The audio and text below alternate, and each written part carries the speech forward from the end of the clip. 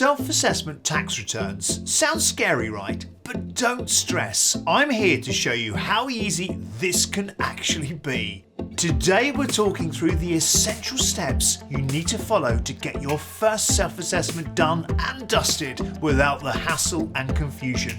If you're a sole trader, a freelancer, or running a small business, this one's for you. So get comfortable. By the end, you'll know exactly what to do.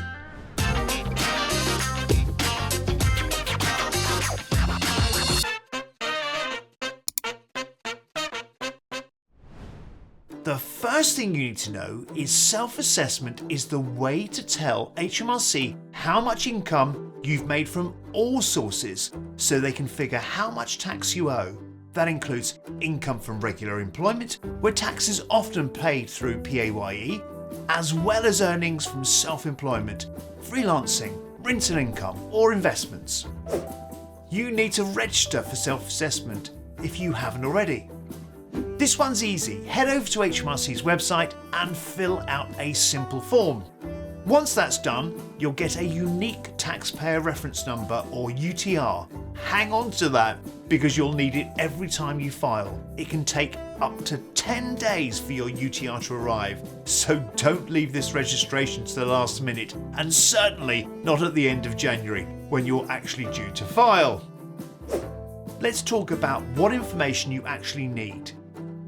When you're ready to file, have all your income records, bank statements and receipts handy. HMRC is going to ask you about your income and any expenses you're claiming, and whether you've made any other earnings, say like investments. Now, onto expenses. This is where you can really reduce your tax bill. HMRC allows you to claim for allowable expenses, which can include anything from your internet bills if you work from home, to business travel and office supplies.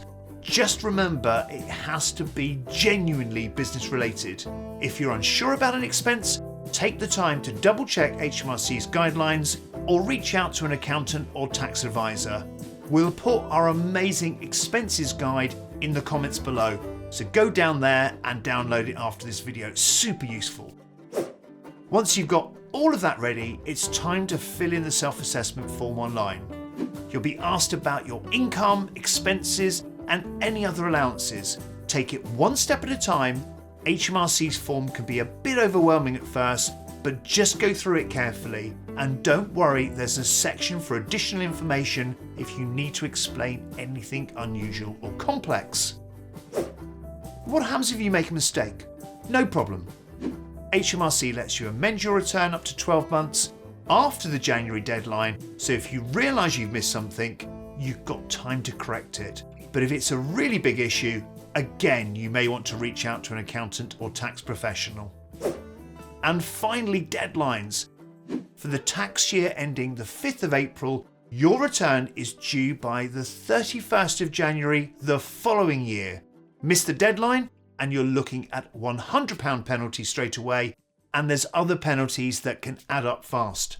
If you're watching this and thinking about doing your self-assessment, why not get it started now? The sooner you tackle it, the sooner it's done, the sooner it's off your mind, and it feels really good. So that's the rundown on how to complete your self-assessment. It's really about staying organised, knowing your expenses, and filing on time. With a bit of planning, you'll find it's not as bad as it sounds, and once it's done, you can focus on what you do best, growing your business. Got a question about self-assessment?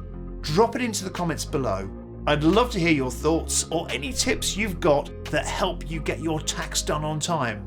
And if there's a topic you'd like to cover, let us know.